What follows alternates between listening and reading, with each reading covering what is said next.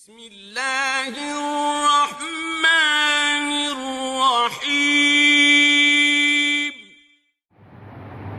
السلام علیکم ورحمۃ اللہ وبرکاتہ. بسم اللہ الرحمن الرحیم. عن عمر بن الخطاب رضی اللہ تعالی عنہ قال قال رسول اللہ صلی اللہ علیہ وسلم ایما مسلم شہد له اربعۃ بخیر ادخلہ اللہ الجنہ قلنا وثلاثۃ قال وثلاثۃ قلت واثنان قال واثنان ثم لم نسأله عن الواحد رواہ البخاری. محترم حضرات، جس طرح سے یہ امت قیامت کے دن گواہ بنے گی اور لوگوں کے حق میں گواہی دے گی، اس امت کی بہت ساری خصوصیات ہیں. تو یہ خصوصیت یہ ہے کہ یہ امت قیامت کے دن لوگوں کے حق میں گواہی دے گی، یہاں تک کہ نبیوں کے لیے گواہی دے گی. جب نبیوں کو ان کی قوم کے لوگ جھٹلا دیں گے، انکار کریں گے اور کہیں گے کہ ہمارے پاس کوئی ڈرانے والا نہیں آیا تھا، تو اس وقت اس امت کے لوگ گواہی دیں گے کہ نوح علیہ السلام اپنی قوم کو اللہ کا پیغام پہنچائے، دعوت دیے، اور وہ قرآن کی روشنی میں ہم گواہی دیں گے. اس لیے کہ قرآن میں اللہ تعالیٰ نے نبیوں کی دعوتی زندگی کو پوری تفصیل کے ساتھ ذکر کیا ہے کہ نبی آئے، اپنی قوم میں دعوت دیے اور ان کو اللہ کا پیغام پہنچائے. تو اسی طریقے سے اس امت کے صالحین نیک لوگ اہل ایمان مومن اور متقی بندے زمین میں بھی ان کی گواہی قبول ہوتی ہے جب وہ کسی کے حق میں گواہی دیتے ہیں، اور اللہ تعالیٰ ان کی گواہی کو قبول کر کے لوگوں پر اپنی رحمت عطا کرتا ہے، اپنی رحمت سے نوازتا ہے اور ان کی مغفرت کر دیتا ہے. دیکھیے صحیح بخاری کی اس حدیث میں ایک واقعہ ہے. ایک تابعی ابو الاسود الدولی یہ مدینہ گئے، اور اس وقت مدینے میں وبائی بیماری پھیلی ہوئی تھی اور کثرت اموات کا سلسلہ جاری تھا، بہت تیزی کے ساتھ لوگ مر رہے تھے. وہ عمر بن خطاب رضی اللہ عنہ کے پاس جا کر بیٹھے تھے. اچانک ایک جنازہ گزرا، تو لوگوں نے جنازے کو دیکھ کر کے اس میت کے حق میں خیر کی گواہی دی، اس کے اچھے اوصاف بیان کیے، اس کے اخلاق حمیدہ کا تذکرہ کیا. تو عمر بن خطاب رضی اللہ عنہ نے وہ باتیں سن کر کے کہا وجبت، اس کے لیے واجب ہوگی، اس میت کے لیے. اس کے بعد تھوڑی ہی دیر میں دوسرا جنازہ گزرا. پھر لوگوں نے اس جنازے کو دیکھ کر کے اس میت کے حق میں خیر کے کلمات کہے، اس کے اوصاف حمیدہ کو بیان کیا، نیک تذکرہ کیا. تو ان باتوں کو سن کر کے عمر بن خطاب رضی اللہ عنہ نے کہا وجبت، اس کے لیے بھی واجب ہو گئی. تھوڑی دیر میں ایک تیسرا جنازہ گزرا، تو لوگوں نے اس جنازے کو دیکھ کر کے اس میت کے حق میں شر کے کلمات کہے، اس کے برائی کے ساتھ اس کا تذکرہ کیا اور اس کے برے اوصاف بیان کیے. تو عمر بن خطاب رضی اللہ عنہ نے سن کر کے کہا وجبت، اس کے لیے بھی واجب ہو گئی. تو ابو الاسود دولی کہتے ہیں کہ میں نے عمر بن خطاب سے کہا کہ کیا بات ہے امیر المومنین، کیا بات ہے کہ آپ نے کہا وجبت وجبت، 3 جنازہ گزرا اور تینوں جنازوں کو دیکھ کر کے آپ نے کہا واجب ہو گئی اس کے لیے، تو اس کا کیا مطلب ہے؟ میں سمجھا نہیں. تو عمر بن خطاب رضی اللہ عنہ نے کہا کہ میں تم کو وہی جواب دوں گا جو جواب نبی صلی اللہ علیہ وسلم نے دیا تھا. اس کے بعد یہ حدیث پیش کی اور کہا ایما مسلم شہد له اربعۃ بخیر ادخلہ اللہ الجنہ.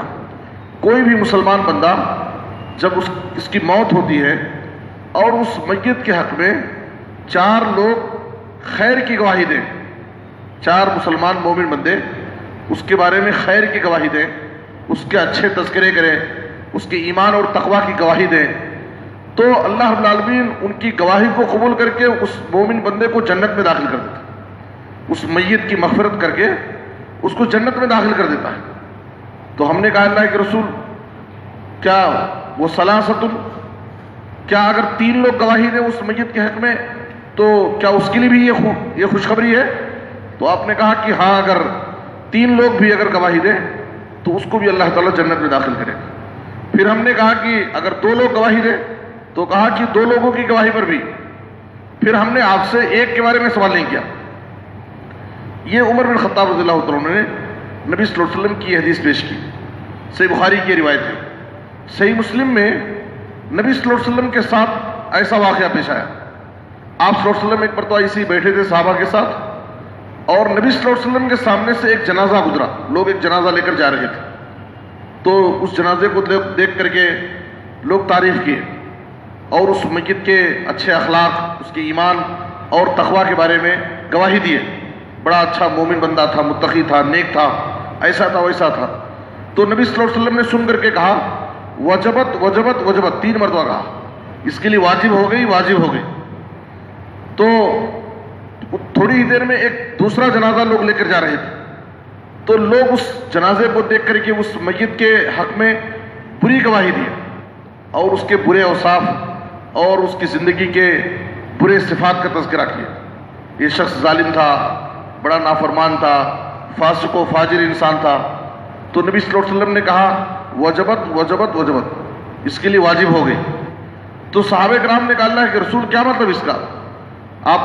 آپ کے سامنے سے 2 قسم کے جنازے گزرے اور آپ نے دونوں کو جنازے کو دیکھ کر کے کہا وجبت وجبت وجبت، تو اس کا مطلب کیا ہے؟ تو نبی صلی اللہ علیہ وسلم نے کہا من اثنیتم علیہ خیرا وجبت لہ الجنہ، جس کے بارے میں تم نے خیر کی گواہی دی ہے اس کے لیے جنت واجب ہو گئی. ومن اثنیتم علیہ شرا وجبت لہ النار، اور جس کے بارے میں تم نے شر کے کلمات کہے اور اس کے برے اوصاف ذکر کیے اس کے لیے جہنم واجب ہو گئی.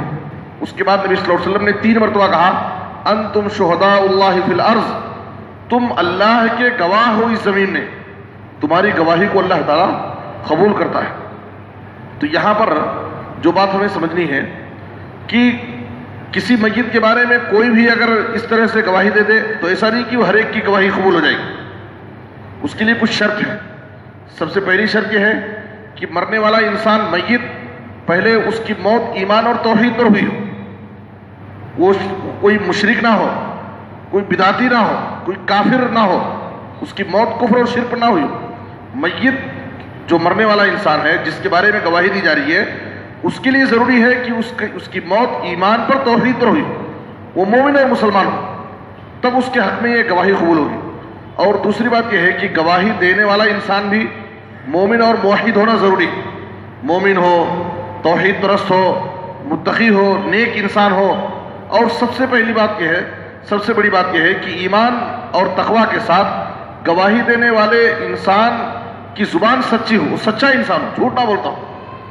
اور تیسری بات یہ ہے کہ جس میت کے بارے میں وہ گواہی دے رہا ہے اس کی زندگی کو قریب سے جانتا ہو، اس کی زندگی کے احوال کو وہ جانتا ہو، وہ جانتا ہو کہ یہ شخص واقعی نیک ہے، متقی ہے، پرہیزگار انسان ہے، نماز روزے کا پابند ہے، حلال و حرام کی تمیز کرتا تھا، سچا انسان ہے. تو مومن اور متقی اگر کسی کے بارے میں گواہی دیتا ہے اور اس شخص کے بارے میں گواہی دیتا ہے جس کی موت ایمان اور توحید پر ہو اور اس کی زندگی کو قریب سے جانتا ہو، تو اللہ تعالیٰ ایسے شخص کی گواہی کو، ایسے مومن کی گواہی کو قبول کرتا ہے. یہاں پر ہمارے لیے ایک بہت بڑی نصیحت یہ ہے کہ اس دنیا میں اپنی زندگی میں ہم جب تک زندہ ہیں اللہ کے بندوں کے ساتھ، لوگوں کے ساتھ اچھے اخلاق کا مظاہرہ کریں. لوگوں کے ساتھ ہمارا تعامل، ہمارا سلوک اور برتاؤ اچھا ہونا چاہیے تاکہ اس دنیا سے جانے کے بعد لوگ ہمارے بارے میں اچھی گواہی دیں، لوگ ہمارے نیک تذکرے کریں، لوگ ہمارے اچھے صفات اور ہماری خوبیوں کو ذکر کر کے ہمارے حق میں دعائیں کریں. ایسی زندگی انسان کو نہیں گزارنا چاہیے کہ لوگ مرنے کے بعد اس کے برے تذکرے کریں. اس لیے کہ جیسا ہمارا اخلاق و کردار، ہمارا تعامل اور برتاؤ لوگوں کے ساتھ ویسا ہوتا ہے، لوگ ہمارے مرنے کے بعد ہمارے بارے میں ویسی ہی گواہی دیتے ہیں. عام طور پر کسی انسان کی موت ہوتی ہے تو مرنے کے بعد لوگ اپنی مجلسوں میں، اگر وہ آدمی مرنے والا نیک ہے، مومن ہے، متقی ہے، تو لوگ اپنی مجلسوں میں اس کے اچھے تذکرے کرتے ہیں اور اس کی خوبیوں کو بیان کرتے ہیں، اس کے حق میں دعائیں کرتے ہیں. اور اگر مرنے والا انسان برا ہے، ظالم و جابر ہے، فاسق و فاجر ہے، تو لوگ اس کے تذکرے نہیں کرتے ہیں. تذکرے کرتے بھی ہیں تو برائی کے ساتھ تذکرے کرتے ہیں، اور لوگ خوشی محسوس کرتے ہیں، راحت محسوس کرتے ہیں. اور ایسی ہی شخص کے بارے میں نبی صلی اللہ علیہ وسلم نے کہا کہ مرنے والوں کی دو قسمیں ہوتی ہیں، ایک مستریح ہوتا ہے اور ایک مستراح من ہوتا ہے. ایک مومن اور متقی انسان، اچھے اخلاق والا انسان جب مرتا ہے تو اس کو دنیا کی تکلیفوں سے راحت مل جاتی ہے، اس بندے کو راحت مل جاتی ہے، وہ مستریح ہے.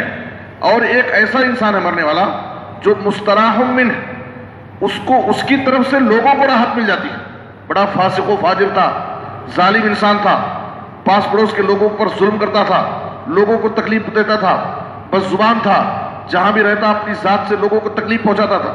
تو جب وہ انسان مرتا ہے تو اس کی طرف سے لوگوں کو راحت مل جاتی ہے. آپ صلی اللہ علیہ وسلم نے کہا وَإِنَّ الْعَبْدَ الْفَاجِرِ يَسْتَرِيحُ مِنْهُ الْعِبَادُ وَالْبِلَادُ وَالشَّجَرُ وَالدَّوَابُ. فاسق و فاجر اور کوئی ظالم انسان جب اس دنیا سے مر کر جاتا ہے تو اس شہر کو، وہاں کے بندوں کو، یہاں تک کہ وہاں کے درخت، باغات اور زمین کے جانور، سب کو راحت مل جاتی ہے، سب خوشی محسوس کرتے. تو انسان کو ایسی موت مرنی چاہیے کہ اس کو دنیا کی تکلیفوں سے راحت مل جائے. ایسا نہ ہو کہ اس کا اخلاق ایسا ہو کہ لوگوں کو اس کی طرف سے راحت مل جائے اور لوگوں کو خوشی محسوس ہو. اس لیے ہمیں چاہیے کہ اس دنیا کی زندگی میں ہم لوگوں کے ساتھ اچھے اخلاق کا مظاہرہ کریں، لوگوں کے ساتھ ہمارا تعامل، ہمارا سلوک اور برتاؤ اچھا ہونا چاہیے، تاکہ اس دنیا سے جانے کے بعد لوگ ہمارے حق میں دعائیں کریں اور ہمارے نیک تذکرے کر سکیں. اللہ سے دعا ہے کہ اللہ تعالیٰ ہمیں ان باتوں پر عمل کرنے کی توفیق عطا فرمائے.